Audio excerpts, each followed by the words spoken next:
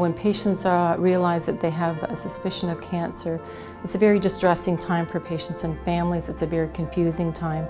So with the introduction of the Diagnostic Assessment Program and the contact with the nurse navigator initially, we set up a relationship with that patient and family so that we can facilitate the diagnostics and follow them through the care until they get either a diagnosis or a not diagnosis of cancer. From the moment they find out they might have cancer, they're terrified. They need somebody that they can get the answers to their questions, get the correct answers, have the supports in place so that they have the education they need to make the decisions and have more knowledge going into doctor's appointments, so they'll have expectations and be better able to make treatment decisions.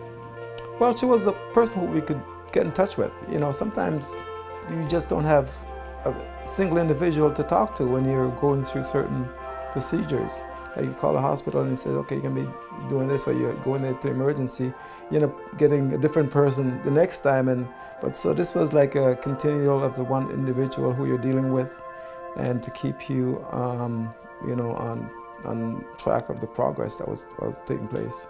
We're the liaison between the patient and the medical system, basically, to make sure that they get the information and the care they need.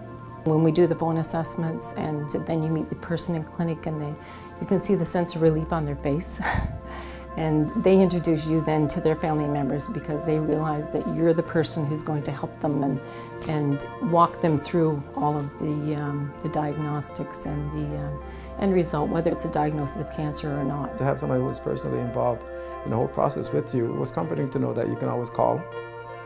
She was available if we had questions, which actually we didn't have too many because the information that she gave us was pretty thorough. To be told they don't know what they would have done if you weren't there is the most rewarding thing a nurse can hear.